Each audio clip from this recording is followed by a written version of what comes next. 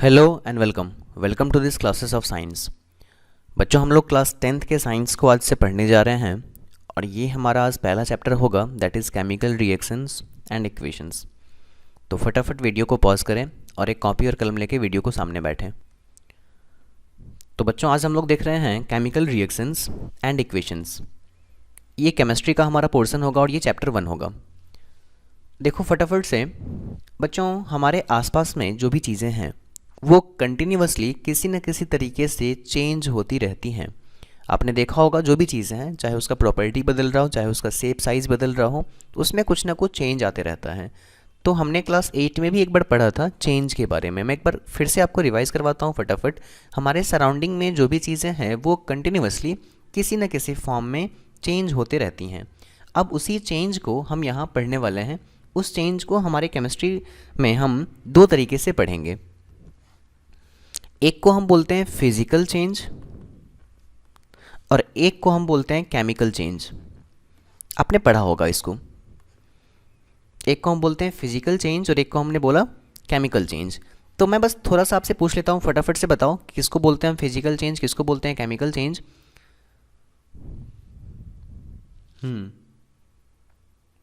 चलो देखो यहाँ पे, अभी फिजिकल चेंज क्या होगा या केमिकल चेंज क्या होगा। आपको पहले ये समझ में आया कि कोई चीज़ चेंज हो रहा है, हमारे आसपास में कोई भी चीज़ है, कोई भी चीज़ ए है वो थोड़ी देर में चेंज होकर बन जा रहा है बी।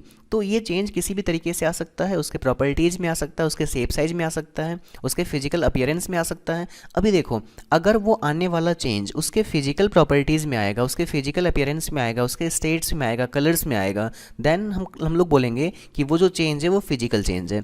और अगर वही चेंज उसके फिजिकल प्रॉपर्टी में ना आके उसके केमिकल कंपोजिशन में आएगा, इंट्रामोलिकुलर लेवल पर आएगा, उसके एटम्स जो अरेंजमेंट में है वो डिफर होंगे, तो उस केस में हम उसको बोलेंगे केमिकल चेंज। आपको फिर से याद रखना है कि दोज टाइप ऑफ चेंजेस जिसमें केवल और केवल फिजिकल प्रॉपर्टी चेंज होता है हम उसको बोलते हैं फिजिकल चेंज। लेकिन वो सारी ही चेंजेस जिसके अंदर में इंट्रामोलिकुलर लेवल पर जाके चेंज होता है, केमिकली चेंज होता है वो चीज़, वो कुछ और बन के आ जाता है, तो उसको हम लोग बोलते हैं केमिकल चेंज। अभी कोई बच्चा बोलेगा सर हमको ये समझ में नहीं आया, कोई बात नहीं। अगर आपको देखना है कि कहीं पर कोई चेंज हो रहा है वो कैसा चेंज है, तो आप उस चेंज से टोटल 3 क्वेश्चंस पूछिए। सबसे पहले आप उससे पूछो कि क्या ये चेंज टेम्पररी है या फिर ये चेंज परमानेंट है। अगर आपको आंसर आता है कि वो चेंज टेम्पररी है, दैट मीन्स वो फिजिकल है, और अगर आंसर आता है वो चेंज परमानेंट है, दैट मीन्स कि वो केमिकल है। कहने का मतलब अगर कोई चीज़ ए है, हम उसको चेंज करते हैं, चेंज करके बी बनाते हैं, और ये तभी तक बी बने हुए रहता है जब तक कि हम उस पर वो एक्सटर्नल फैक्टर काम कराते हैं। जैसे ही हमने वो एक्सटर्नल फैक्टर को हटाया, वापस से ये बी ए में कन्वर्ट हो गया, दैट मीन्स कि ये टेम्पररी था और हम उसको क्या बोलेंगे, फिजिकल चेंज बोलेंगे। लेकिन अगर कोई सब्सटेंस ए है और हम उसको चेंज करके बी बनाते हैं और ये बी बन ही चुका, बी ही तक रहा, परमानेंट चेंज हो गया, तो हम इसको बोलते हैं केमिकल चेंज। फॉर एग्जांपल, अगर हमारे सामने एक आइस का क्यूब रखा हुआ है और ये थोड़ी देर में मेल्ट होकर वाटर बन जाता है, तो यहाँ जो एक्सटर्नल फैक्टर है वो है हीट। अगर उस हीट को हम बाहर निकाल दें, मतलब उसको वापस से उस वाटर को कूल करें, तो वो अगेन आइस के स्टेट में चला जाएगा। दैट मीन्स कि ये टेम्पररी स्टेट है और ये फिजिकल चेंज होगा। लेकिन दूसरी तरफ अगर हम यहाँ पर कोई एक दूसरा चीज़ रखें, सपोज करो मैंने यहाँ पर एक कागज़ का टुकड़ा लिया है और मैं उसको जला दे रहा हूँ, जला करके वो क्या बन गया, ऐश बन गया, वो राख बन गया हुआ है, तो क्या वापस से उससे कागज़ हम लोग ले पाएंगे? नहीं। तो इस तरह का जो चेंज होगा उसको हम बोलेंगे परमानेंट। तो आपसे आपको उस चेंज से 3 क्वेश्चन पूछना है। पहला, क्या वो टेम्पररी है या फिर परमानेंट? अगर वो टेम्पररी है तो फिजिकल, अगर वो परमानेंट है तो केमिकल। दूसरा क्वेश्चन आपको जो पूछना है इससे वो ये, क्या ये चेंज रिवर्सिबल है या फिर इरिवर्सिबल है। हम लोग आगे जाके पढ़ेंगे क्लास 11th और 12th में कि बहुत सारा केमिकल चेंज भी होता है जो इरिवर्सिबल होता है। हम लोग केमिकल इक्विलिब्रियम को पढ़ेंगे वहाँ पर। लेकिन अभी बस आपको ये समझना है कि जनरली जो फिजिकल चेंज होता है वो इजीली रिवर्स नहीं होता है, कहने का मतलब, सॉरी, वो इजीली रिवर्स हो जाता है। कहने का मतलब अगर ए से बी बना तो यहाँ बहुत सारा चांसेस है कि वो बी से भी ए बन जाए बहुत ही जल्दी, बहुत ही आसान तरीके से। लेकिन जब केमिकल चेंज में हम जाएंगे तो वो ए से बी तो बनेगा, लेकिन वापस से बी से ए बनाने के लिए फिर से हमको बहुत ही ईजिली ये नहीं होगा, हमको कुछ केमिकल रिएक्शंस वहाँ पर करवाने होंगे, तब जाके ये कंप्लीट होगा। तीसरी बात, जो तीसरा क्वेश्चन आपको यहाँ से पूछना है वो ये कि इस चेंज के दौरान क्या कोई न्यू सब्सटेंस फॉर्म्ड हुआ। तो फिजिकल चेंज में क्या होता है, no any new substance formed होते हैं, लेकिन केमिकल चेंज में कोई नया सब्सटेंस बन के आता है। सपोज करो हमने कोई ए लिया था सब्सटेंस, वो मिलके बना बी, और इधर भी हमने एक ए लिया जो आया बी। तो यहाँ अगर ए और बी दोनों सेम ही चीज़ है केमिकली, तो हम उसको बोलेंगे कि यहाँ जो चेंज हुआ वो फिजिकल चेंज हुआ, लेकिन ए और बी अगर केमिकली दो डिफरेंट चीज़ है तो हम उसको बोलेंगे केमिकल चेंज हुआ। अच्छा देखो कैसे ऐसा हुआ। सपोज करो पहले हमारे पास आइस था, हमने इसको बना लिया वाटर, अभी और ज़्यादा हीट करा तो ये बन गया वेपर। तो आइस, वाटर या वेपर, ये तीनों ही केमिस्ट्री के नज़र में these all are only H2O। Chemistry इन तीनों को ही क्या मानता है, H2O। तो यहाँ केवल स्टेट्स चेंज हो रहा है, ना कि वो उसका केमिकल कंपोजिशन, ना कि वो मैटर अभी भी क्या है, सेम है। तो no any new substance are formed, that's why हम इस चेंज को बोलते हैं फिजिकल चेंज। जबकि अगर हम यहाँ पर कुछ और भी चीज़ लें, सपोज कर हम लेते हैं हाइड्रोजन, फिर लेते हैं ऑक्सीजन और उससे मिलकर बनाते हैं क्या, वाटर। तो आपने देखा कि हाइड्रोजन का 2 एटम मिलकर जो एक H2 का मॉलिक्यूल बना के रखा था, ऑक्सीजन का 2 एटम मिलकर एक ऑक्सीजन का मॉलिक्यूल बना के रखा था, वो दोनों जब मिला तो पहले इनके आपस के बाउंड्स ब्रेक थ्रू हुए, 2 हाइड्रोजन ब्रेक हो गया, ऑक्सीजन के भी बॉन्ड्स ब्रेक हुए, और वहाँ पर इस तरह का कुछ स्ट्रक्चर हमको देखने को मिला। तो ये हमको यहाँ पर इस तरह का कुछ स्ट्रक्चर देखने को मिला, और ये जो चीज़ है ये बिल्कुल ही नया चीज़ है, ना ही ये हाइड्रोजन है ना ही ये ऑक्सीजन है, बल्कि इन दोनों से डिफरेंट केमिकल प्रॉपर्टीज़ को ये रखता है। हम पढ़ते भी हैं केमिकली चेंज में, जब कोई चीज़ केमिकली चेंज हो जाता है तो वो अपने कॉन्स्टिट्यूएंट्स का नेचर अपने पास लेकर के नहीं आता है। अपने 9th में पढ़ा होगा ये चीज़।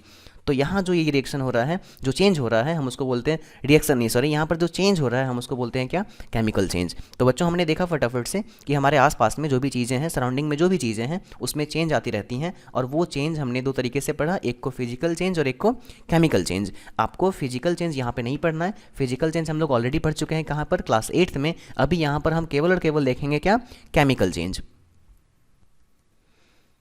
तो बच्चों हमको अभी यहाँ पर देखना है क्या, केमिकल चेंज। आई होप आपने केमिकल चेंज को जान लिया होगा कि कहाँ पर केमिकल चेंज हो रहा है, नहीं हो रहा है, ये आपको पता चलना आ गया होगा। अभी देखो केमिकल चेंज जहाँ भी होगा वहाँ एक केमिकल रिएक्शन भी होगा। जहाँ कहीं भी एक केमिकल चेंज हो रहा होगा वहाँ एक केमिकल रिएक्शन भी होगा, है ना। बहुत तरह का केमिकल चेंज होता है, तो वहाँ ज़रूर से एक कोई केमिकल रिएक्शन भी हो रहा होगा। जैसे मैंने आपसे कहा था कि मैंने कागज़ को जलाया तो वहाँ पर भी एक केमिकल रिएक्शन हो रहा था, जो कागज़ था वो ऑक्सीजन के प्रेजेंस में बर्न हो रहा था और जल रहा था।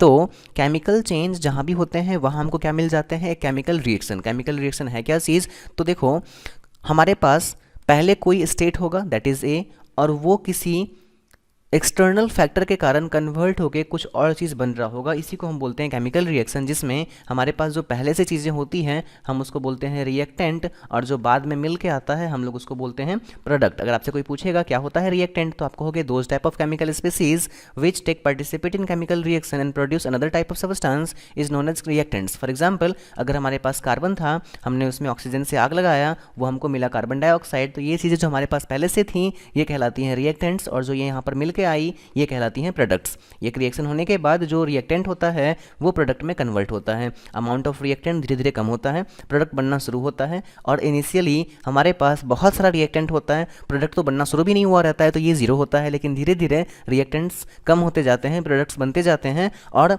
At the end of the reaction ये सारा ही अमाउंट वो कन्वर्ट हो चुका होता है किसमें, प्रोडक्ट में। तो बच्चों आपको समझ में आया केमिकल रिएक्शन क्या होता है। हमने देखा केमिकल चेंज, केमिकल रिएक्शन। अभी हमको देखना है क्या, उसके बाद तीसरी चीज़ जो कि है केमिकल इक्वेशन। तो देखो अगर कहीं पर केमिकल चेंज हो रहा है और हम उसको स्टेट कर देंगे, हम उसको लिख देंगे कि हाँ भैया यहाँ पर कार्बन जो है ऑक्सीजन से मिलकर कार्बन डाइऑक्साइड बन रहा है, तो वो कहलाएगा केमिकल रिएक्शन। अब उस केमिकल रिएक्शन के अंदर में उस केमिकल रिएक्शन को और ज़्यादा सिंप्लीफाई करने के लिए, और ज़्यादा उसको ताकि उसको देख के ही बहुत और ज़्यादा उसको इन्फॉर्मेटिव बनाने के लिए हम केमिकल इक्वेशन का यूज़ करते हैं, जिसमें हम लोग बेसिकली कुछ चीज़ों पे ध्यान देते हैं, जो कि होता है केमिकल सिंबल, उसके बाद स्टेट्स, उसके बाद नेसेसरी कंडीशंस। इन तीनों को मिला करके जो चीज़ें बनती है वो कहलाती है केमिकल इक्वेशन। फॉर एग्जांपल मैंने कहा था कि यहाँ पर अगर मैं कागज़ को जला दूँ तो वो हमारा केमिकल चेंज होगा। तो जब तक मैंने उसको केवल स्टेट करा था तो वो एक तरह का केमिकल चेंज था, मैंने उसको लिखा था, वो केमिकल रिएक्शन बना। लेकिन अभी जब उसके बाद मैंने कहा कि देखो ये घटना होती है, कागज़ को जलाने पर वो कार्बन डाइऑक्साइड प्रोड्यूस करता है, तो वो केमिकल चेंज था, हमने उसको बढ़िया से स्टेट करके लिखा तो वो केमिकल रिएक्शन बना। लेकिन अब अगर उस कागज़ जो हमारा कागज़ है उसमें क्या होता है,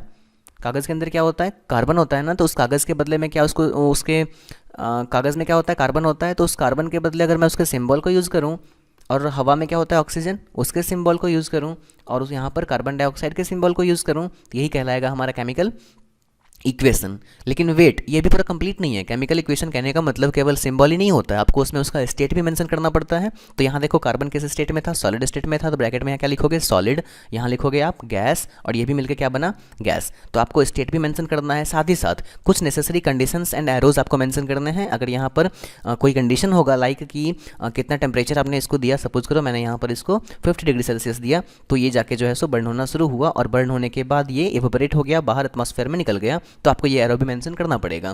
तो ये कंप्लीट इन्फॉर्मेटिव जो चीज़ें होती है इसको हम लोग बोलते हैं क्या, केमिकल इक्वेशंस। तो फटाफट आप कॉपी के किसी कोने में इन चीज़ों को लिखिए।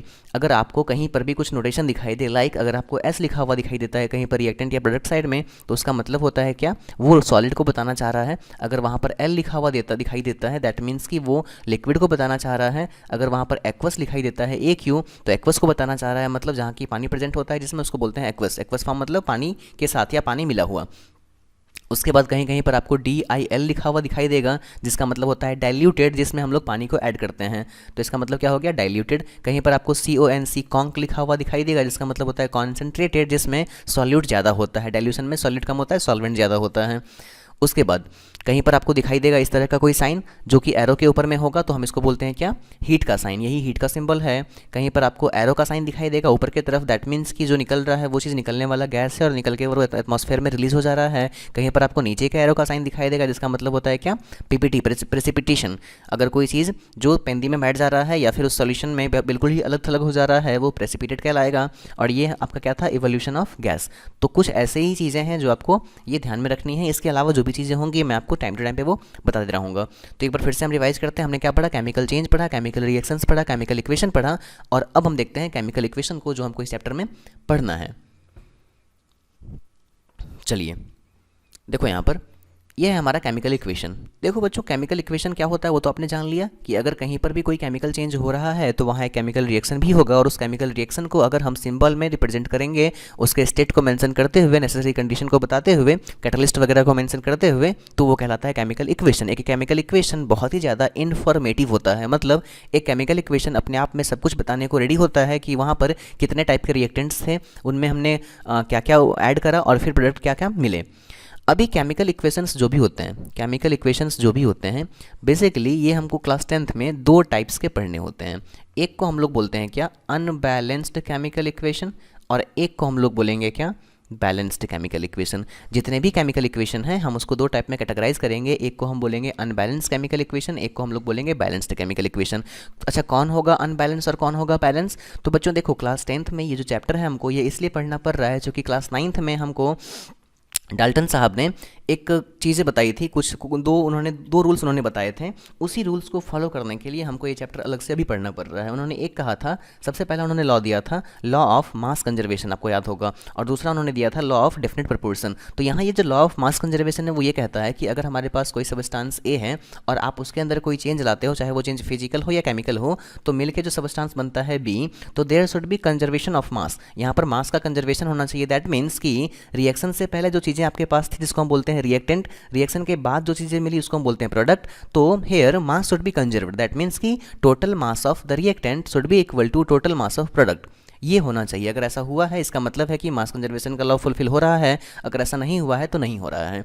तो वो सारे ही रिएक्शंस जो इस लॉ को फुलफिल करेंगे हम लोग उसको बोलेंगे क्या, बैलेंस केमिकल रिएक्शन इक्वेशन। और वो सारे ही इक्वेशंस जो इस लॉ को फुलफिल नहीं करेंगे हम लोग उसको बोलेंगे क्या, सॉरी उल्टा हो गया, जो फुलफिल करेंगे उसको बैलेंस और जो फुलफिल नहीं करेंगे उसको हम लोग बोलेंगे अनबैलेंस्ड। देखो, अनबैलेंस्ड केमिकल इक्वेशन को आपके एनसीईआरटी में एक दूसरे नाम से बोलता है स्केलेटल केमिकल इक्वेशन। तो आपको ये बात भी याद रखना है, सीबीएसई एक बार इसको पूछ चुका है। तो मैं फटाफट इसको साफ करता हूं और डिटेल से फिर से एक बार बताता हूं। चलिए, मैंने क्या क्या कहा आपको, मैंने कहा कि केमिकल इक्वेशन दो तरह के होते हैं। कौन कौन? एक होते हैं बैलेंस्ड और एक होते हैं अनबैलेंस्ड। या फिर अच्छा, तुम अनबैलेंस लिखना भूल ही जाओ, तुम हमेशा लिखा करो स्केलेटल, है ना। एक हो गया बैलेंस और एक हो गया स्केलेटल। अब उसके बाद देखो यहाँ पर हो क्या क्या चीज़ रहा है, जो बैलेंस केमिकल इक्वेशन है ये लॉ ऑफ मास कंजर्वेशन को फुलफिल करेगा, यानी इसके अंदर में जो टोटल मास ऑफ रिएक्टेंट होंगे वो मास ऑफ प्रोडक्ट के बराबर होंगे, है ना। लेकिन इसके अंदर में जो रिएक्टेंट होंगे वो प्रोडक्ट के मास के बराबर नहीं होंगे। अब देखो अगर मास के बराबर नहीं है तो फिर तो समस्या है। बताते हैं ऐसा क्यों हो रहा है। देखो एक बात, सपोज करो मैंने एक एग्जांपल लिया कि C+O2 और मिलके बनाया CO2। तो आप चेक करो इधर रिएक्टेंट में क्या क्या है। तो रिएक्टेंट वाले तरफ में आपको दिखाई देगा सबसे पहला चीज़ जो कि है कार्बन और दूसरा जो कि है ऑक्सीजन। तो कार्बन का यहाँ पे केवल एक एटम है, दैट मीन्स कि इसका जो मास होगा वो 12 यूनिट होगा, और इस तरफ ऑक्सीजन के 2 एटम्स हैं और इसके जो मास होंगे वो 16 2 जा 32 होगा। यहाँ तुम देखो तो यहाँ भी कार्बन 1 है मतलब 12 और ऑक्सीजन 2 है मतलब 32। देखो बेसिकली मास बराबर करने का मतलब होता है ना कि उसके एटम्स के नंबर को बराबर कर दिया जाए। अगर एटम्स के नंबर बराबर हो जाएंगे दैट मीन्स कि मास तो ऑब्वियसली बराबर होगा ही होगा। तो यहाँ आपको मास कंजर्व दिखाई दे रहा है। लेकिन अगर मैं कोई दूसरा एग्जाम्पल लूँ लाइक H2 + O2 और ये मिलके बन रहा है H2O, तो यहाँ तुम देखो कि रिएक्टेंट वाले साइड में अगर मैं बात करूँ हाइड्रोजन का, ये है हमारा रिएक्टेंट साइड और ये हमारा प्रोडक्ट साइड। तो हाइड्रोजन का अगर मैं बात करूं तो रिएक्टेंट में ये 2 है जबकि प्रोडक्ट में भी 2 है। ऑक्सीजन रिएक्टेंट में 2 है और प्रोडक्ट में केवल 1 है। तो जब नंबर ऑफ एटम्स ही बराबर नहीं है तो मास कैसे बराबर होंगे, है ना। अब करके भी देखो, 2 हाइड्रोजन का मास 2 × 1 2, 2 ऑक्सीजन का मास 16 2 जा 32, 2 हाइड्रोजन यहाँ पर में 2 और ऑक्सीजन 1 16। तो यहाँ जो वेट आ रहा है H2O का वो आ रहा है 18 यूनिट, जबकि यहाँ जो वेट आ रहा है वो आ रहा है 32 + 2 34 यूनिट। तो मास ऑफ रिएक्टेंट तो बहुत ज़्यादा हो गया मास ऑफ प्रोडक्ट से, ऐसा होना ही नहीं चाहिए, गलती हो गया ना फिर ये। क्यों? क्योंकि डाल्टन साहब बहुत पहले ही बता चुके हैं ना। डाल्टन क्या, आइंस्टाइन साहब भी बता चुके हैं कि मास शुड बी कंजर्व्ड। वो मास जो होता है वो क्या होना चाहिए, कंजर्व होना चाहिए हमेशा ही, है कि नहीं। तो अब ये तो बहुत बड़ा समस्या हो गया ना। तो हमको ध्यान देना है जो केमिकल इक्वेशन बैलेंस है उस पर बहुत ज़्यादा दिमाग नहीं लगाना है, वो तो ऑलरेडी बैलेंस है। लेकिन जो बैलेंस नहीं है अब हमको उसको बैलेंस करना पड़ेगा, और इसके लिए फिर हम आगे सीखते हैं क्या, balancing of the chemical equations को बैलेंस करने का तरीका। अच्छा बच्चों, इसमें से कुछ बच्चे ऐसे होंगे जो यहाँ पर ये सोच रहे होंगे कि मैंने यहाँ पर 12 32 ये सब मैंने कहाँ से करा, क्या किया। तो प्लीज़ ध्यान दीजिए इस बात पे। मैं बार बार कहता हूँ कि आपके पास जो भी बुक्स हैं केमिस्ट्री की, आप उसमें प्लीज़ प्लीज़ प्लीज़ 1 से लेकर 30 तक का जो एटॉमिक नंबर है वो याद करो, जो सिंबल है वो याद करो, जो वैलेंसी है वो याद करो, जो उसका इलेक्ट्रॉनिक कन्फिग्रेशन है वो याद करो। अगर 9th में नहीं किए हो वो बहुत ज़रूरी है, आपको करना चाहिए था। अगर आपने 9th को बहुत बढ़िया से नहीं पढ़ा है, सीरियसली नहीं पढ़ा है, तो आप यकीन मानिए 10th में आपको बहुत ज़्यादा समस्या होने वाला है। और चूंकि आप इलेक्ट्रॉनिकल मोड से पढ़ रहे हो, चूंकि आप ऑनलाइन पढ़ रहे हो, तो आपके पास एक फैसिलिटी है कि आप चाहो तो यहाँ पर आप 10th के साथ साथ ही 9th का कोर्स परचेज कर सकते हो और उन चीज़ों को भी अभी ही देख सकते हो। चलिए सिंपली आपको करना क्या है कि ऐप में से 9th वाले कैटेगरी में जाना है, वहाँ पर आपको जो है सो बाय नाउ कर करके इस कोर्स को भी 9th वाले कोर्स को भी बाय करना है, जो कि बहुत ही मिनिमम फ़ी पे रखा गया है, तो आप उसको कर सकते हैं। चलिए खैर हम लोग यहाँ देखते हैं आगे। चलिए उसके बाद देखते हैं बच्चों, ये आपका लास्ट चांस है जब मैं आपको एक मौका दे रहा हूँ आपको खुद को इम्प्रूव करने का। सपोज करो आपने 8th अच्छे से नहीं किया, आपने 9th अच्छे से नहीं किया, आपने 10th अच्छे से, अब आप अभी 10th में हो, तो आपको चीज़ें समझ में नहीं आ रही हैं उतनी ज़्यादा। तो मैं आपको फिर से मौका दे रहा हूँ कि 1 साल के अंदर में टोटल 3 साल का अपना बैकअप कवर करने का। आप चाहो तो भी 8th पढ़ सकते हो, 9th पढ़ सकते हो, 10th पढ़ सकते हो। आपको बस तीनों कोर्सेज़ को लेना है और उसको सीखना है। अभी ये बहुत ज़्यादा टफ नहीं होने वाला है। आप बस 1 घंटा और एक्स्ट्रा निकालोगे तो आपका 9th खत्म हो जाएगा, 1 घंटे और एक्स्ट्रा निकालोगे तो बस 8th खत्म हो जाएगा। और ऐसा पॉसिबल है, आप अगर 9th में हो तो आप 8th का ले सकते हो। तो ये चीज़ बहुत ज़्यादा ज़रूरी है। अगर बेनिफिट आपको मिल रहा है तो आप इसका, हाँ सबके लिए ये ज़रूरी नहीं है, बस कुछ ही बच्चे ऐसे हैं जिनको में भी इसकी ज़रूरत पड़ सकती है। चलिए तो अभी हम जान रहे हैं क्या, अनबैलेंस केमिकल इक्वेशन को और बढ़िया से। हमने क्या क्या देखा, हमने केमिकल चेंज देखा, हमने केमिकल रिएक्शन देखा, हमने केमिकल इक्वेशंस को देखा। और केमिकल इक्वेशंस में हमने 2 तरह का केमिकल इक्वेशन देखा, एक जो कि बैलेंस होगा और एक जो कि बैलेंस नहीं होगा। अच्छा बहुत ज़्यादा उसमें डिटेल में जाने से पहले कुछ बातें मैंने यहाँ पर लिख के रखी है आपके लिए, आप उसको देखें कि जहाँ कहीं भी केमिकल रिएक्शन होगा वहाँ कुछ कुछ चीज़ें हो सकती हैं जो कि आपको ध्यान में देनी है। सबसे पहले वहाँ पर स्टेट चेंज हो सकता है। फॉर एग्जाम्पल अगर सपोज करो मैंने यहाँ पर लिख रहा था कि H2 + O2 मिलके बन रहा है H2O, तो इस केस में ये जो था वो गैसियस फॉर्म में था, ये भी गैसियस फॉर्म में था, जबकि ये जो मिलके आया वो लिक्विड के फॉर्म में आया। तो यहाँ स्टेट्स चेंज हो रहा है, आप देख रहे हो ना। सपोज करो C + O2 क्या मिल रहा, CO2। तो C क्या था, सॉलिड के फॉर्म में था, O क्या था, गैस के फॉर्म में था, और CO2 भी गैस के फॉर्म में है।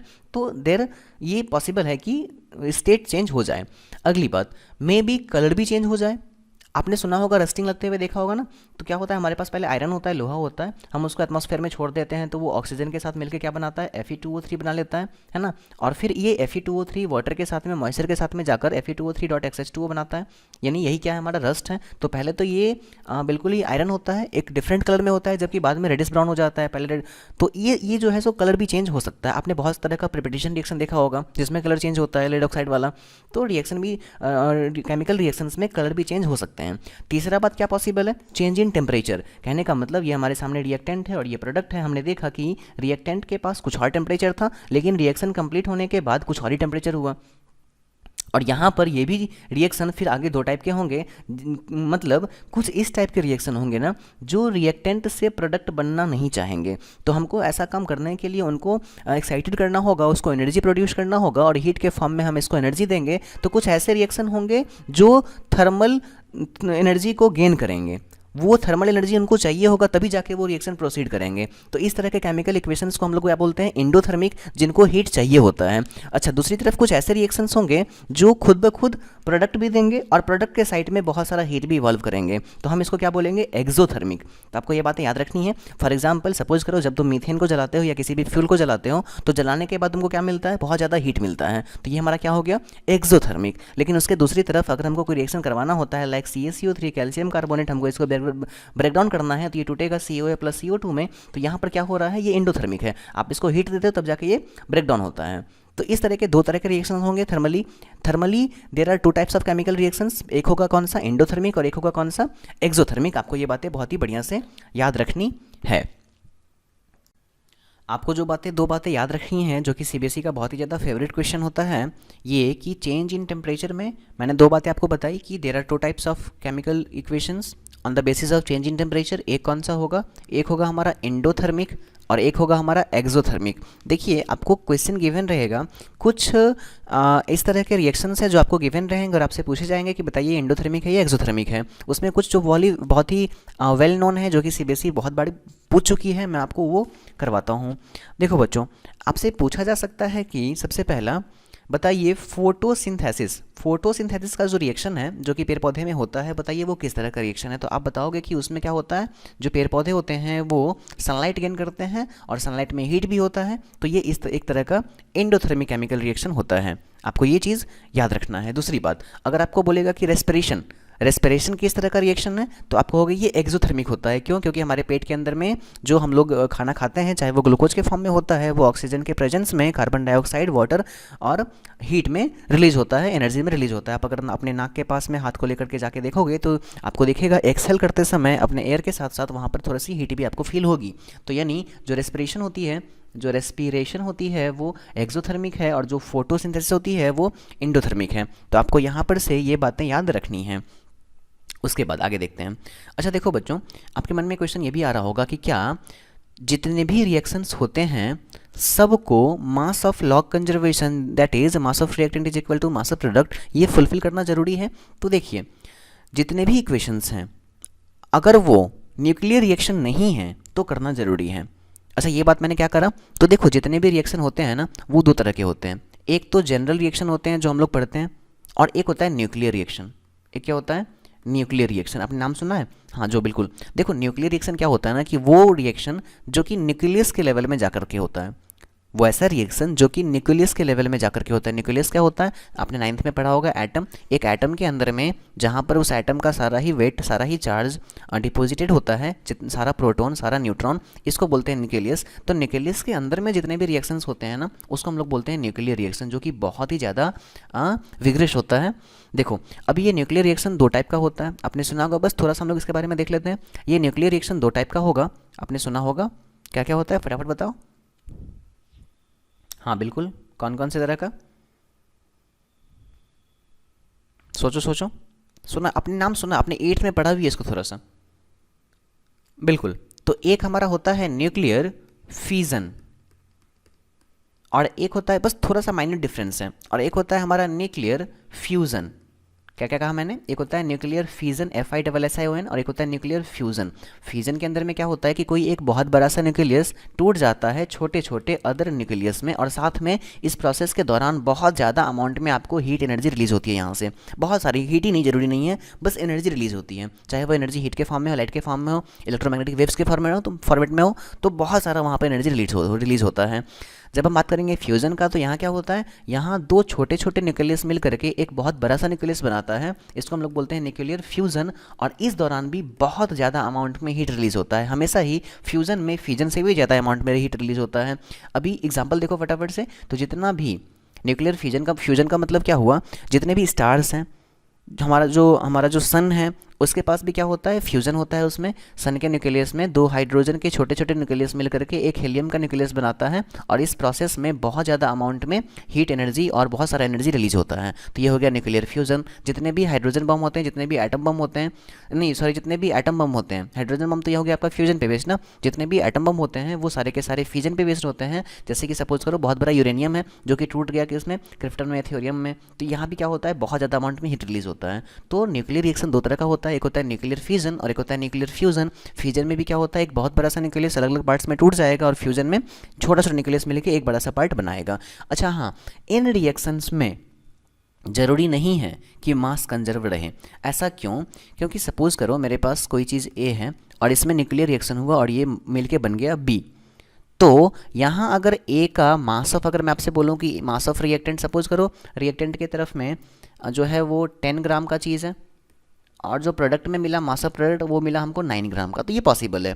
क्यों पॉसिबल है, क्योंकि यहाँ जो 1 ग्राम मास हुआ वो 1 ग्राम मास मिसिंग है, उसका डिफेक्ट आ गया, उसी को हम लोग बोलते हैं delta M, that is mass defect. Delta M का मतलब दैट इज़ मास डिफेक्ट, और मास डिफेक्ट का मतलब क्या होता है कि मास of reactant minus mass of product, यानी 10 ग्राम माइनस 9 ग्राम। तो यहाँ 1 ग्राम का क्या आ गया, मास में डिफेक्ट आया, डेल्टा एम आया। अभी ये डेल्टा एम देख के आपको याद आ रहा होगा आइंस्टाइन साहब, उन्होंने क्या कहा था कि अगर कहीं पर कोई भी न्यूक्लियर रिएक्शन हो रहा है तो उसके दौरान जितना मास का डिफेक्ट आएगा, जितना मास का अंतर आएगा, तो वो मास कहाँ जाएगा, वही मास एनर्जी में कन्वर्ट होगा, that is half into delta M C square. हम लोग पढ़ते हैं हाफ एम सी स्क्वायर, वो एम सी नहीं है, वो डेल्टा एम है। डेल्टा एम कहने का मतलब डिफेक्टिव मास, जितने ही मास का डिफरेंस आया है ना, उसको हम लाइट के वेलोसिटी के स्क्वायर से मल्टीप्लाई करेंगे, तो वो मास कहीं पर जाके आराम नहीं कर रहा, वो मास किस में कन्वर्ट हो चुका है, एनर्जी में।